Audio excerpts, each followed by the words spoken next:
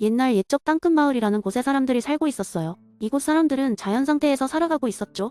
이 마을 사람들은 매일같이 음식이나 물을 놓고 서로 치열하게 경쟁했습니다. 내가 더 많이 가지겠어. 안 돼. 저건 내 거야. 하는 싸움이 끊일 날이 없었죠. 그래서 이 마을 사람들은 늘 불안 속에서 살아갔습니다.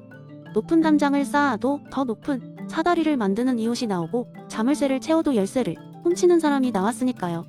어느 날 이들을 관찰하던 구름 위에 현자 가열을 끌끌 차며 말했어요. 사람들이 이렇게 살 수는 없지. 뭔가 해결책을 찾아야겠어. 그래서 그는 마을 사람들 앞에 나타나 이렇게 말했습니다. 여러분, 이대로는 우리가 모두 끝장날 겁니다. 서로 싸우느라 지치지 않았나요? 지속적인 평화와 안정을 원하지 않나요? 사람들은 현자의 말에 귀를 기울였어요. 맞아요. 계속 싸우기만 할 수는 없어요. 그때 현자는 사람들에게 제안을 했습니다.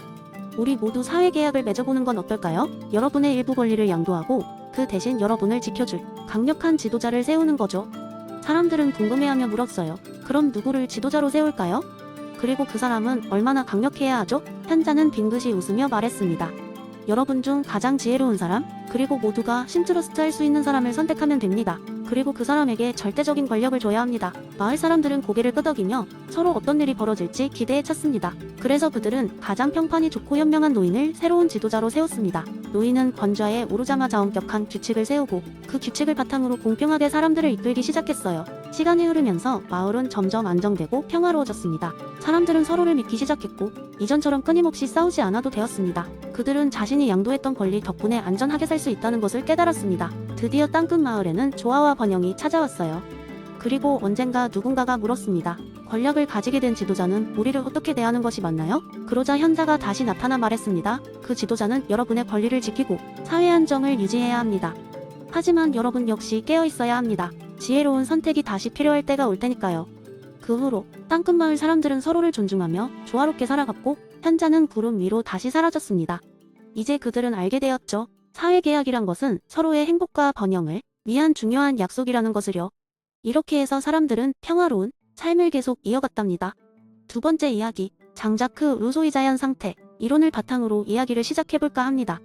때는 먼 미래, 인류가 AI와 로봇 기술의 발전으로 엄청난 사회적 변화를 경험한 후입니다. 기술의 발전은 인류를 편리하고 안락한 삶으로 이끌었으나 그에 따른 불평등과 정체성 혼란을 가져오기도 했습니다. 어느 날 한 젊은 역사학자, 이름은 루미, 그녀는 과거로의 여행을 통해 인류의 본질을 다시 한번 탐구해보기로 결심합니다.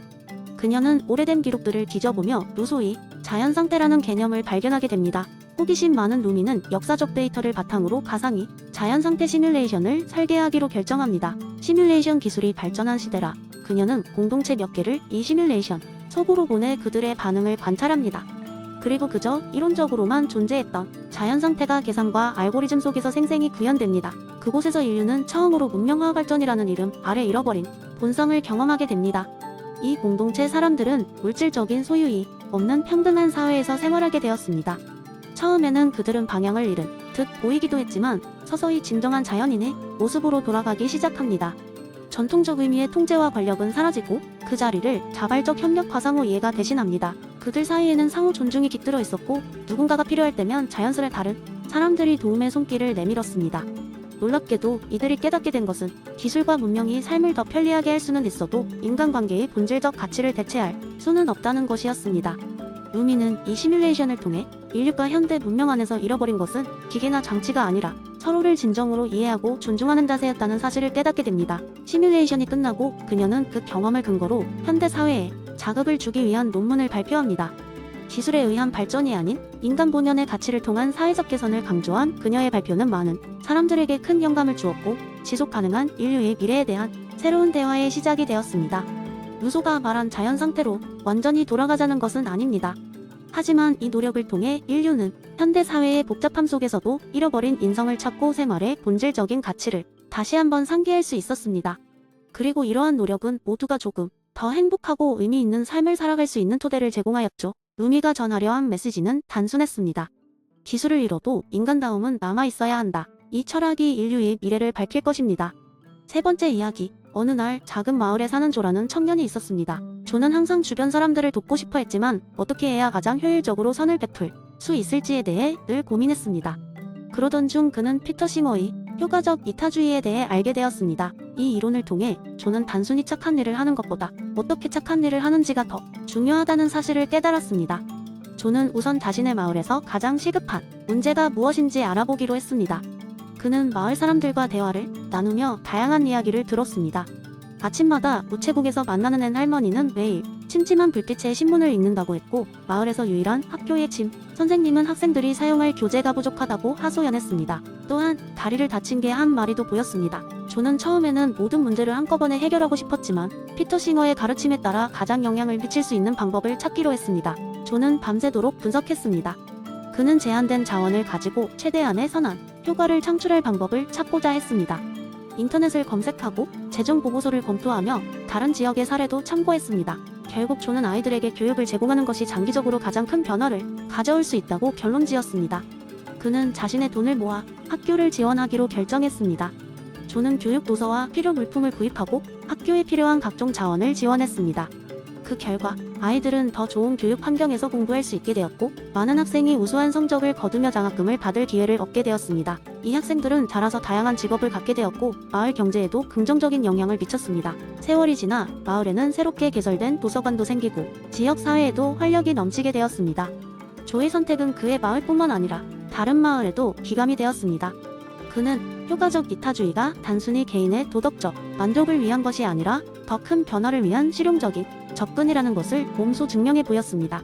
이 이야기를 전해 들은 많은 사람들은 자신의 기부와 자선활동을 재평가하게 되었고, 조의 사례를 본보기로 삼아 각자의 지역사회에서 최대한의 선을 창출하기 위해 노력했습니다. 결국 피터 싱어의 효과적 이타주의는 단순히 이론에 그치지 않고 조와 같은 사람들을 통해 현실에서 강력한 영향을 미쳤던 것입니다. 사람들에게 있어 진정한 이타심은 마음의 따뜻함만이 아니라 그 따뜻함을 효과적으로 전달할 전략적인 사고와 함께 해야 한다는 교훈을 남기는 사례였습니다. 네 번째 이야기 한때 고대 신화와 현대 철학의 경계가 희미하게 얽힌 작은 마을에서 의도 탐구의 밤이라는 특별한 행사가 열리곤 했습니다. 이 행사는 철학과 신화가 만나는 지점에서 인간 행동의 심오함을 탐구하고자 하는 사람들을 위한 자리였습니다. 그곳에서는 엘리자베스 앤스콤의 의도 이론을 참조하여 여러 인간 행동을 분석하는 데 집중했습니다. 마을의 중심 광장에서 열린 이 행사는 매번 독특한 전설이나 이야기를 바탕으로 각자의 의도를 탐구하는 이야기꾼들이 모였습니다. 어느 날 밤 믿기 어려운 재미있는 썰이 등장했으니 그것은 의도적 과자 도둑 이야기였습니다. 이야기의 배경은 이렇습니다. 마을에는 과자 베이킹으로 유명한 할머니 안나가 있었습니다. 그녀의 과자는 신비로운 맛을 가지고 있어 마을 사람들은 물론 먼 곳에서 온 나그네들도 그 맛을 보기 위해 행렬을 이루곤 했습니다. 그러던 어느 날 할머니 안나의 가장 맛있는 과자들이 감쪽같이 사라지는 사건이 발생했으니 바로 이 도적 과자 도둑의 출몰이었던 것입니다. 사건은 한밤중에 벌어졌습니다. 할머니 안나는 잠자리에 들기 전 내일 장터에 내다 팔 과자를 오븐에 구워놓고 있었습니다. 그런데 아침에 일어나 보니 과자들은 온데간데 없이 사라지고 바닥에는 작은 발자국들과 흩어진 밀가루 흔적들만 남아 있었습니다. 마을 사람들은 모여서 이 의문이 사건을 해결해 보기로 했습니다. 각자의 해석이 분분했지만 한 철학자이자 이야기꾼인 젊은 청년 에드워드는 엘리자베스 앤스콤의 의도 이론을 통해 이 사건을 다른 시각에서 조명해 보고자 했습니다. 에드워드는 단순히 과자를 훔쳐 간 행위에 그치지 않고 도둑의 의도가 무엇이었는지를 탐구하기 시작했습니다. 그는 사건 당시의 여러 조건을 고려하여 도둑의 입장이 되어보기도 했습니다. 그러던 중 도둑이 과자를 훔친 이유가 단순한 배고픔이 아닌 할머니 안나의 과자 레시피를 알아내기 위한 의도였음을 알게 됐습니다. 의도를 알아낸 에드워드는 과자 도둑이 단순한 절도가 아니라 더 큰 학습의 기회를 노렸음을 마을 사람들에게 설명했습니다. 이 설명을 들은 할머니 안나는 오히려 그 도둑을 도와주기로 결심했습니다. 그녀는 과자를 훔쳐간 도둑을 찾아내어 그에게 제자로서 과자 만드는 법을 가르쳤습니다. 결국 도둑은 마을의 명랑한 제빵사가 되었고, 의도적 과자 도둑 사건은 단순한 절도 사건이 아니라 성장과 배움의 이야기로 남게 되었습니다. 이 썰은 엘리자베스 앤스콤의 의도 이론이 단순한 행위의 결과보다는 그 이면의 의도를 이해하는데 얼마나 중요한지를 보여주었습니다. 이후로도 의도 탐구의 밤에서는 의도와 행동의 관계에 대한 다양한 이야기가 공유되었고, 마을 사람들은 그 심오함에 감탄하며 철학적 논의를 지속했습니다. 그리고 이 썰은 마을 사람들에게 의도의 중요성을 유쾌하고도 깊이 있게 전달하는 하나의 훌륭한 사례로서 오랫동안 회자되었습니다.